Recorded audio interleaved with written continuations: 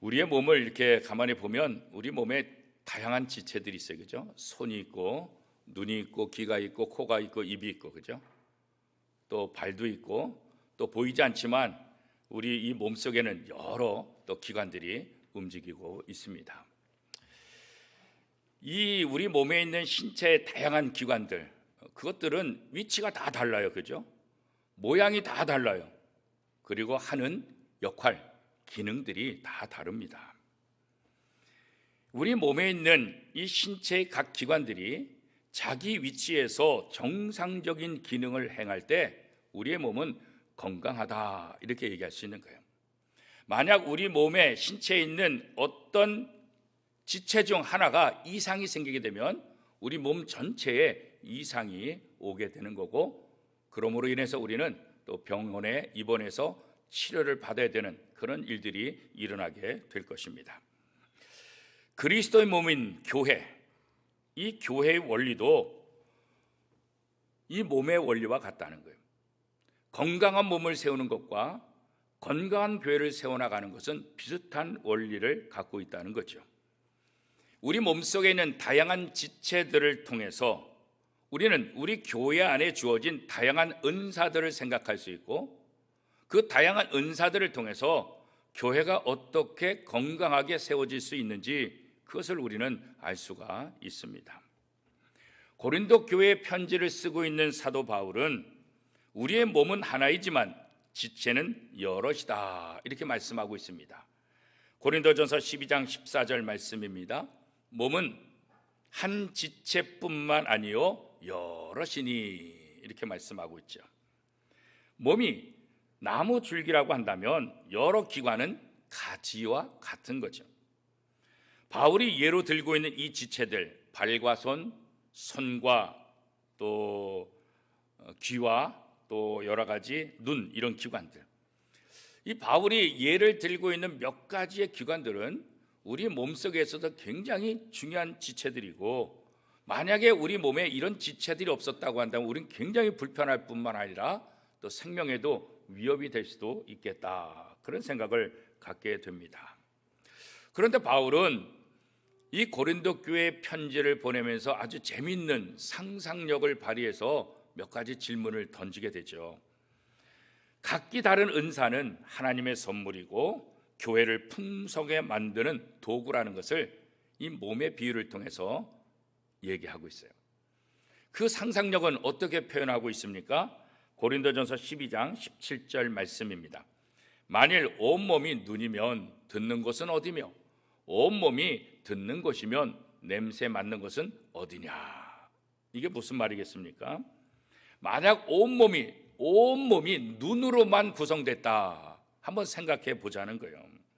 그러면 어떤 일이 일어날 수 있을까요? 장점은 뭘까요? 모든 구석구석을 우리가 다 볼 수 있죠.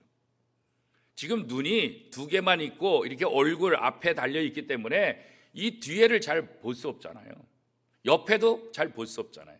그런데 우리 몸이 이 눈으로만 다 구성되어 있다고 한다면 앞뒤 360도 아래 위 모든 것을 다 살필 수 있죠.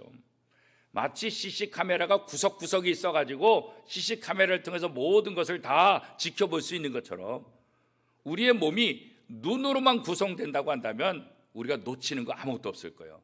무엇이든지 다 알아볼 수 있을 거예요. 그런데 이런 장점이 있는가 하면 단점은 뭐겠어요? 온몸이 눈으로 만들어져서 모든 것은 다 볼 수 있지만 보기는 보는데 어떻게 해요?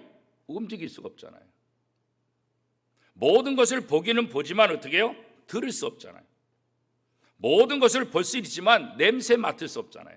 먹지도 못하잖아요. 만약에 눈에 먼지라고 티끌이라도 들어가면 어떻게 해요? 골치 아파지는 거예요. 왜요?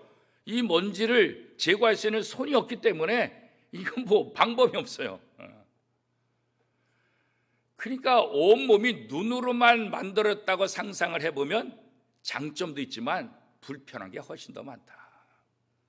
오늘 교회 안에 각양각색의 사람들이 있고 다양한 은사들을 가지고 있는데, 만약에 교회 한 가지 은사로만 교회 가득 채워졌다고 한다면 편할 수도 있고 좋을 수도 있지만 서로 돕는 역할을 보완을 하지 못하기 때문에 여러 가지 불편한 점이, 오히려 어려운 점이 생길 것이다. 그렇기 때문에 우리 지체에 눈이 두 개고 다양한 지체가 있다는 것은 어떤 일이에요? 감사한 일이다. 눈이 두 개라는 것 때문에 여러분 불편해 본 적 있어요? 뭐 때로는 그럴 수도 있겠죠. 그러나 이 눈이 두 개고 다양한 지체가 있다는 것이 우리 삶에 얼마나 유익을 주고 얼마나 도움이 되는가, 이것을 통해서 서로의 몸을 더 아름답게 만들 수 있고 더 풍성하게 만들 수 있다는 거죠. 결국 온몸이 눈으로 되는 것보다 눈은 두 개고 지체가 많다는 것이 훨씬 더 우리에게 유익이 되고 좋은 이익이 많다, 이것을 우리가 이제 깨달을 수 있게 되는 거죠. 이 지체가 많다는 것, 이것을 생각하면 이 지체들은 서로의 부족한 점들을 보완해줘서 우리를 더 건강하게 만들고 더 우리의 삶을 행복하게 만들고 유익하게 만들 수 있다는 거죠. 자, 온몸이 눈으로 된 것보다 더 심각한 문제가 있어요. 그것은 어떤 때이냐? 이 몸이, 이 각 지체들이 몸에서 떨어져 나가는 거예요. 지체들이 중요한 것은 몸 안에 붙어 있을 때 중요한 거예요. 근데 지체들이 이 몸을 벗어나게 되면 그때부터는 기능이 다 정지되는 거죠. 우리가 손이 이거 굉장히 중요한 역할을 하지만 이 손이 몸에서 잘라지는 순간 어떻게 해요? 손이 손대로 움직이나요? 손의 기능은 정지되는 거예요. 우리의 눈이 굉장히 중요하지만 이 눈이 우리 몸 밖에서 몸 안에서 바깥으로 나오게 되면 어떻게 돼요? 눈만 돌아가면서 눈 다 볼 수 있나요? 아니요, 기능이 정지되는 거예요. 우리의 모든 지체들은 몸 안에 있을 때 그 기능을 발휘하고 몸 안에 있을 때 가장 효과적으로 사용할 수 있는 거지, 이 몸 바깥으로 나오면 아무런 기능을 할 수 없다는 거예요. 요한복음 15장 말씀에서 예수님께서는 이 포도나무와 가지의 비유를 통해서 포도나무 가지가 열매를 많이 맺으려면 포도나무에 붙어 있어야 된다. 그렇지 않으면 아무런 열매도 맺을 수 없다. 이렇게 이제 말씀하신 것을 우리가 잘 알고 있잖아요. 그러니까 고린도 교회에 하나님께서 은사를 주시고 그 탁월한 은사가 아무리 많이 있다 할지라도 그 고린도 교회라는 이 공동체 안에서 제대로 활용해야 그 가치가 있는 것이지, 교회를 벗어나거나 교회 뜻과는 반대되는 일을 할 때 그 기능이 제대로 발휘할 수 있을까? 유익을 주지 못하고 오히려 해를 끼칠 수 있게 된다는 것입니다. 고린도 교회는 정말 은사가 충만한 교회잖아요. 이 고린도 교회 생각하면 정말 어떤 면에서 우리가 굉장히 부러워할 수 있는 그런 교회죠. 다양한 사람들이 다양한 은사를 가지고 다양한 실력들을 발휘하고 있는 교회, 이게 바로 고린도 교회잖아요. 그렇다고 한다면 이 교회는 날마다 풍성해지고 날마다 아름답고 날마다 하나님께 영광을 돌리는 교회 되는 거죠. 물론 초창기에는 아름다운 모습을 보였고 많은 영향력을 끼쳤어요. 그런데 시간이 지나면서 어떻게 돼요? 이 다양한 은사들이, 탁월한 은사들이 연합하는 데 도움이 되는 것이 아니라 오히려 분쟁의 씨앗이 되고 말았던 거예요. 그래서 사도 바울이 지금 고린도 교회에 편지를 보내는 목적도 바로 이러한 은사를 받은 사람들이 분쟁하는 그 모습을 해결하기 위해서 지금 편지를 쓰고 있는 거죠. 왜 이런 일들이 일어났을까? 하나님이 주신 그 은사들, 그 탁월한 은사들, 그 좋은 것들을 가지고 교회를 세우고 성도들을 세우는데 사용되어져야 되는데 그 좋은 은사를 가지고 교회에 유익이 되지 않는 거예요. 다른 사람들, 성도들을 돌보는데 유익하게 만드는데 사용하지 않는 거예요. 그럼 어느 때 사용해요? 자기 이익을 위해서 사용하는 거예요. 자기 욕심을 위해서 사용하는 거예요. 그러다 보니까 건강한 교회를 만드는 것이 아니라 오히려 서로 분리되고 찢어지고 갈등하고 아픔이 있고 상처를 만들어내는 그런 일들이 일어나게 됐다는 거죠. 예수님께서도 분명히 말씀하셨잖아요. 요한복음 15장 5절 말씀. 나는 포도나무요 너희는 가지라. 그가 내 안에, 내가 그 안에 거하면 사람이 열매를 많이 맺나니 나를 떠나서는 너희가 아무것도 할 수 없습니다. 아무리 가지가 튼실하고 좋다 할지라도 나무에 붙어 있을 때만 이 나무로부터 영양을 공급받아서 열매를 맺을 수 있는 거지, 이 가지가 몸에서 떨어져 나오는 순간 뭐예요? 그냥 땔감에 불과하다는 거예요. 아무런 기능을 할 수 없다는 거예요. 성령님께서 주신 은사들, 이 은사들은 그리스도의 몸인 교회를 유익하게 해야 되고 교회를 위해서 열매를 맺어야 하는 거예요. 그런데 교회를 벗어나거나 교회 뜻을 따르지 않는 이런 은사나 이런 활동들은 결국 뭐예요? 아무런 열매를 맺을 수 없다. 사도 바울은 고린도 교회에 주신 이 좋은 은사들이 어떻게 하든지 교회를 건강하게 세우고 성도들에게 서로 유익이 돼야 되는데 그렇지 못한 안타까운 모습을 보고 지금 이야기를 하고 있는 거예요. 이 몸의 비유를 통해서 사도 바울이 이야기하고자 하는 것이 무엇입니까? 다른 것 아니에요. 연합이에요, 연합. 각 지체 하나하나의 지체가 소중하지만 하나의 지체만 가지고 몸이 될 수는 없다. 좀 부족하고 연약하고 성질도 다르고 기능도 다르지만 이 다양한 것들이 하나가 될 때 온몸이 될 수 있고 건강한 몸이 될 수 있다, 그런 거죠. 교회가 뭐냐? 다양한 은사를 가진 사람이, 다양한 신분의 사람들이, 다양한 모습을 가진 사람들이 함께 하나가 되는 것, 이게 바로 교회고 이게 바로 예수 그리스도를 구주로 고백하는 공동체의 모습이다, 그런 거예요. 2000년 전 당시 이 고린도 교회 안에는 부자나 가난한 사람이나 자유자나 노예나 여자나 남자나 인종이 다르고 언어가 달라도 이 교회에서 하나가 될 수 있었어요. 예루살렘에 유대에 있는 그런 교회가 아니라 이방 나라 고린도에 있는 교회이기 때문에 천차만별 다양한 사람들이 모여 있는 거예요. 그래서 이 고린도 교회가 우리에게 좋은 모델이 될 수 있는 것은 이렇게 다양한 사람들이 모여 있는 곳에서 성령을 통해서 주신 그 은사로 얼마든지 하나가 될 수 있다는 것을 우리에게 깨닫게 주는 거죠. 그래서 교회는 다양한 사람들이 있는 곳, 그러나 그 다양한 사람들이 각각의 일을 하는 것이 아니라, 물론 각각 기능은 다르지만 결국 각각을 통해서 어떻게 해요? 그렇지만 하나를 만들어가는 것, 그게 바로 참된 교회의 모습이다, 그런 거죠. 그래서 이 고린도 교회는 가르치는 사람도 있었고 또 다양한 은사를 통해서 치유하는 사람도 있었고 방언하는 사람도 있었고, 하여튼 뭐 다양한 은사를 가진 사람이 많이 있었다, 이렇게 기록하고 있잖아요. 우리는 종종 유유상종이라는 단어를 쓰잖아요. 자기와 비슷한 사람들, 자기와 비슷한 신분, 자기와 비슷한 계층들, 그래서 그런 사람들이 모이면 훨씬 더 말도 잘 통하고 분위기도 좋고 괜찮다, 그런 생각들을 우리 많이 하잖아요. 그래서 같은 종류의 사람들을 친근하게 대하고 좀 다른 사람들은 경계하고 함께 하지 않으려고 하는, 또 이런 모습이 사실은 이 전체 하나가 되게 하는 데 있어서 굉장히 방해거리가 될 수 있는 거죠. 자신과 다른 생각을 갖고 있는 사람, 자신과 다른 능력을 갖고 있는 사람, 자신과 다른 기능을 갖고 있는 사람, 이런 사람들이 내게 도움이 된다는 것을 이거 생각 못하는 거예요. 같은 생각을 가진 사람만 내게 도움이 된다고 생각하기 때문에 이게 문제가 될 수 있다는 거죠. 고린도전서 12장 19절 말씀에 보면 만일 다 한 지체뿐이면 몸은 어디냐, 한 지체만 있다고 한다면 도대체 몸이 어디냐는 거예요. 결국 다른 사람의 지체, 다른 지체들이 연합할 때 온몸이 되는 것이지 한 지체를 가지고 몸이다, 그렇게 말할 수 없다는 거죠. 모두가 같은 은사를 가졌다고 한다면 몸을 제대로 구성할 수 없는 거예요. 그렇기 때문에 하나님은 교회 안에 다양한 지체들을 두게 하셨다, 그렇게 말씀해요. 이 다양성이야말로 건강한 하나를 만들 수 있게 되는 거라는 거죠.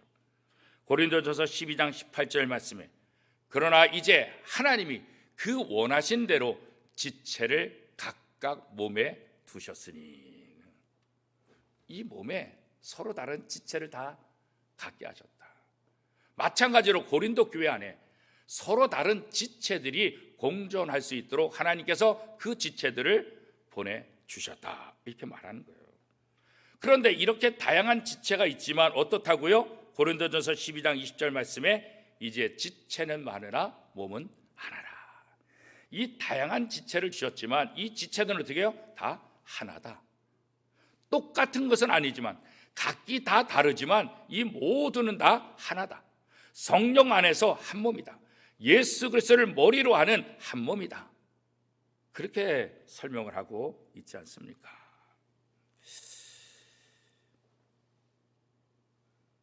이 지체들이 서로 다른 사람의 모습을 바라보면서 다른 사람의 부족한 점을 채우고 섬기고 또 서로 함께 교제함을 통해서 상대방의 장점을 이해하고 그렇게 함을 통해서 교회는 건강한 교회가 세워지고 부족한 점들을 서로 세우는 서로가 건강해질 수 있다. 이렇게 말씀하고 있는 거죠. 그렇기 때문에 성도들은 자신이 갖고 있는 이 은사들을 교회 안에서 마음껏 실력 발휘를 해야 돼요. 마음껏 실력 발휘할 수 있도록 또 주변 사람들이 또 다른 기능을 하는 사람이 도와줘야 된다. 그래야만 건강한 교회가 될 수 있다. 그렇게 말씀하고 있죠. 우리의 약점은 뭐냐면 다른 사람을 잘 받아들여 주지 않는 거예요. 교회 안에서도 이런 모습이 있는 거예요. 나와 다르다는 것을 인정하지 않는 거예요. 나와 다른 사람, 그 사람도 나처럼 존귀한 존재라고 인정하지 않는 거예요. 그렇게 되면 교회는 하나가 될 수 없는 거예요. 교회 안에서 서로에 대해서 편견 없이 서로 교제를 나누고 서로 아름다운 신앙생활을 한다고 한다면 서로에게 큰 유익이 되고 우리 원미동교회가 다양한 지체들을 통해서 훨씬 더 건강해질 수 있다는 거죠. 이게 하나님께서 교회를 통해서 원하시는 거예요. 어느 교회 고등부에서 열심히 활동하던 두 남학생이 있었어요. 한 남학생은 아주 공부를 잘하고 아주 모범적인 학생이에요. 한 남학생은 운동을 아주 좋아하고 그 다음에 관계지향적인, 그래서 인간관계가 아주 좋은 사람이에요. 그래서 고등부에서 이 두 사람 때문에 서로 아주 좋은 역할을 감당하죠. 그런데 어느 순간인가부터 조금씩 이상해지기 시작하는 거예요. 두 사람은 서로 경쟁자로 보기 시작하는 거예요. 서로 질투하는 거예요. 서로 시기하는 거예요. 그러다 보니까 매사에 무슨 일을 하든지 공부 잘하고 모범적인 학생을 따르는 사람과 운동 좋아하고 성격이 좋은 사람을 따르는 사람과 자꾸 이렇게 두 부류로 자꾸 분리가 되는 거예요. 하여튼 행사만 하면 두 부류로 자꾸 되는 거예요. 그러니까 이게 점점 문제가 커질 수밖에 없는 거죠. 그러다가 체육대회를 하는데 두 팀으로 나눠서 하다 보니까 당연히 운동을 좋아하고 성격이 좋은 이 팀이 모든 경기에서 우세를 드러낼 수밖에 없죠. 공부 잘하고 모범적인 이 학생의 그룹이 이걸 견디지 못하는 거예요. 왜 저들한테 우리가 져야 돼? 그래서 막 싸움이 일어나는 거예요. 그래서 고등부를 담당하던 목사님이 딱 중지를 시키고 두 사람을 불렀어요. 도대체 너희들 뭐가 문제냐? 상대방의 도대체 뭐가 문제인지 글을 써서 나한테 제출을 하라. 그래서 두 사람이 글을 써서 상대방의 문제를 쫙 기록했어요. 근데 목사님이 가만히 읽어보니까 상대방의 문제라고 하는데 사실은 뭐예요? 상대방의 장점을 깎아내리는 거예요. 저 친구는 이런 장점이 있는데 그것 때문에 내가 손해본다. 이 친구는 이런 장점이 있는데 그것 때문에 내가 손해를 본다. 상대방의 장점 때문에 자기에게 손해가 나는 것 때문에 서로 시기하고 질투하고 적이 되는 거죠. 그래서 이 목사님이 이 두 학생이 쓴 글을 고치기 시작해요. 상대방이 너를 볼 때 너의 장점은 이런 거라고 하다. 이 친구가 너를 바라볼 때 너의 장점은 이런 것이 뛰어나다고 하다. 두 사람의 장점을 부각시키고 두 사람의 장점을 통해서 어떤 영향력을 끼칠 수 있는지, 그리고 둘이 연합할 때 어떤 좋은 점이 있는지, 그래서 그것을 글로 써가지고 두 학생에게 다시 보여주고 읽게 했어요. 두 학생들은 결국은 이 글을 통해서 상대방의 장점을 견디지 못하는, 또 내게 있는 장점이 얼마나 중요한지 이것도 다시 한번 또 깨닫게 되는 거예요. 그래서 둘이 이제 화해하려는 그런 상황 속이에요. 그런데 얼마 안 있다가 문제가 터졌어요. 무슨 문제가 터졌냐면 이 운동을 잘하고 관계가 좋은 이 학생이 급성 백혈병에 걸려서 응급실에 실려가 버린 거예요. 그리고 병원 생활을 하는 거예요. 머리가 빠지게 되고 여러 가지 안 좋은 그런 모습들이 있는 거예요. 얼마 후에 퇴원하고 교회를 왔는데, 교회에 오니까 소위 빡빡머리가 두 명이 생긴 거예요. 빡빡머리가. 한 사람은 급성 백혈병으로 인해서 머리를 자를 수밖에 없어서 빡빡머리가 된 거고, 또 다른 사람은 언제나 적이었던 이 공부 잘하고 모범생인 이 친구가 머리를 짧게 깎고 온 거예요.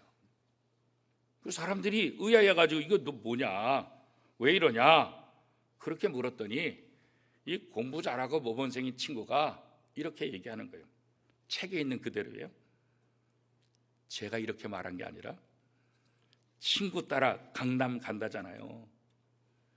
친구가 쪽팔릴까 봐 제가 머리를 깎았어요. 그렇다는 거예요. 급성 백혈병에 걸려서 머리를 깎고 오면 이게 창피할까 봐, 그래서 내가 그 창피를 덜어주기 위해서 나도 빡빡 머리 깎았어요. 우리가 서로를 세워주고 서로를 인정해주고 함께할 때 거기에 놀라운 역사가 일어나는 거예요. 이 이야기를 들은 교우들이 그 말을 듣고 눈물을 흘리고 은혜를 받게 됩니다. 오늘 우리 교회 안에 서로 다양한 사람들이 있어요. 나보다 더 좋은 장점을 갖고 일하는 사람이 있고, 또 나보다 못한 사람도 있어요. 나보다 잘한 장점을 갖고 있는 사람을 시기하고 질투하고 깎아내리기보다는 오히려 그 장점을 더 잘 살릴 수 있도록 돕는 역할을 해요. 그게 바로 지체예요. 누구나 다 완벽할 수 없어요. 누구나 다 부족할 수밖에 없어요. 그러나 우리가 서로가 서로를 돕는다고 한다면 부족한 지체들이 더 건강해지고 더 힘있고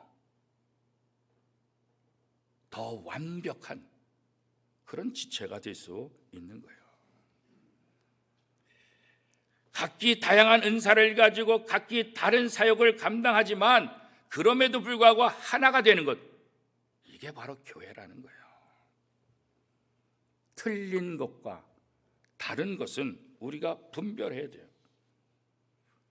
우리가 차이는 인정해야 되고 차별은 없애야 되는 거예요.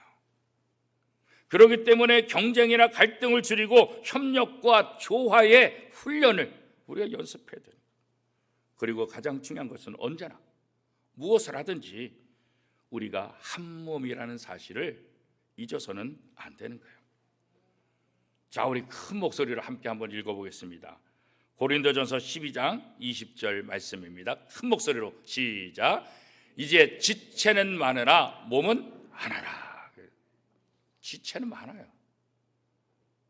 그러나 우리는 하나라는 것, 한 몸이라는 사실을 이거 잊지 말아야 되는 거예요. 한 몸이라고 생각할 때 우리는 상대 지체를 함부로 대하지 않아요. 왜? 한 몸이기 때문에 서로 존중하고 배려하고 돕는 역할을 하는 거예요. 서로를 존중하지 못하고 이해하지 못하고 배려하지 못하기 때문에 문제가 생기는 거예요. 고린도 교회에 하나님의 큰 은사를 받고 탁월한 은사를 받은 사람이 많은데 왜 문제가 될까? 상대방을 인정하지 않고 존중하지 않고 배려하지 않고 자기 은사만 소중하고 자기 역할만 중요하다고 말하기 때문에 문제가 발생이 되는 거예요. 사도 바울은 고린도전서 12장 25절에서 이렇게 얘기하고 있습니다.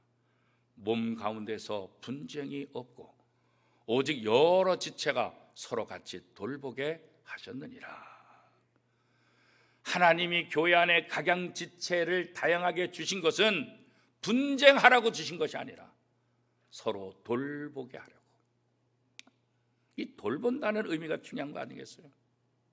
상대방의 약점, 상대방의 부족한 점, 이것을 돌보는 거예요. 채워주는 그런 역할을 하게 되는 거죠.